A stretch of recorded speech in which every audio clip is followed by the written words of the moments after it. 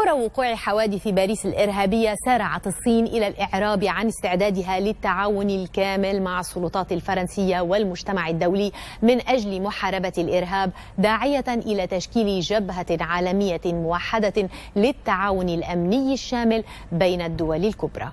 وفي مساحتنا المخصصة أسبوعيا لفهم الصين سنتحدث اليوم عن الاستقرار السياسي في بلاد التنين الآسيوي. لنبدأ بداية بنظرة على مؤشر الاستقرار السياسي الذي يقيس درجة التهديدات التي تواجهها الحكومة في دولة ما.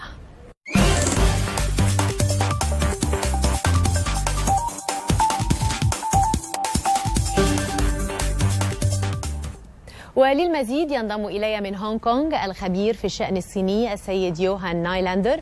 سيد يوهان، بداية لا تزال الصين في مراتب متأخرة عالميا فيما يتعلق بالاستقرار السياسي، إلى أي مدى هذا يرتبط برأيك باعتقاد المؤسسات المصنفة بأن نظام الحزب الواحد يعرقل تطور الحياة السياسية هناك؟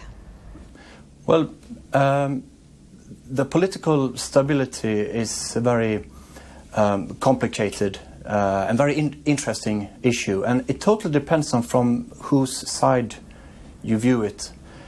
Some people argue that the one-party state is actually very good for long-term stability. That China, with its massive population, actually need a very firm authoritarian ruler, and the political system is also based on that the decisions are made in consensus by the political leadership. And we have seen during the last few decades that transition of power has actually been quite, from one generation to the next, have been quite successful and smooth and stable. But you can also look at it from another perspective, that the interest of the party is not necessarily the interest of the people, that you have a conflict of interest. The communist regime's number one interest is to maintain power, to stay in power, to any cost. So you can have a clash between the interest of the people and the interest of the party. And this can result in conflicts, frictions in society, anger among the people.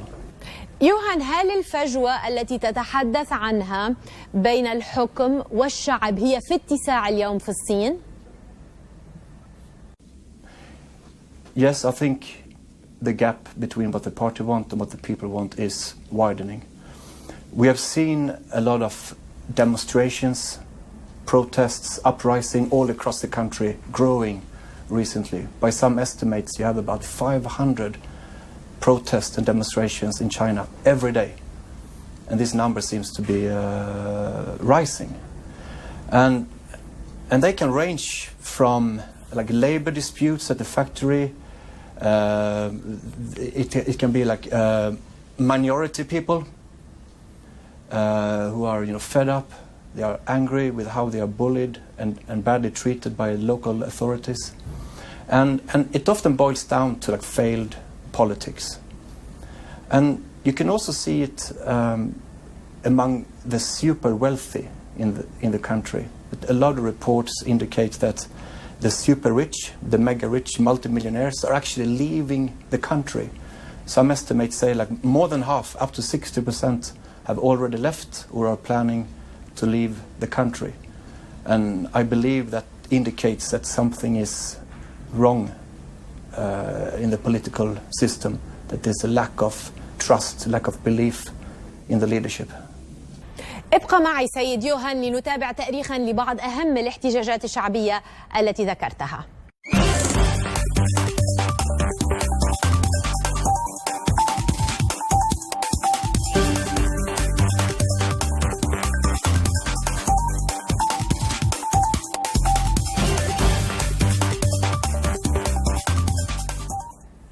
أعود إلى ضيفي السيد يوهان نايلاندر. سؤالي لك: الإصلاحات الاقتصادية التي أقرها الحزب الشيوعي في جلسة اعتبرت تاريخية في أكتوبر من عام 2012، هل تعاطت بشكل جذري مع مطالب المواطنين الصينيين؟ Well, it's very hard to say. One thing for sure is if the government is talking warmly about reforms, at least you raise the hope among the people.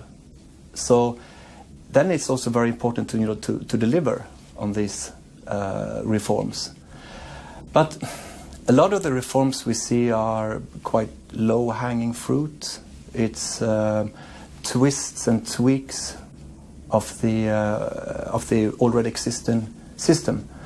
But I mean, the fundamental system, then the root to the discontent, the root to the abuse, are still there. So basically, the system is the same as before. It's small changes. من هونغ كونغ الخبير في الشأن الصيني يوهان نايلاندر، شكرا جزيلا لك.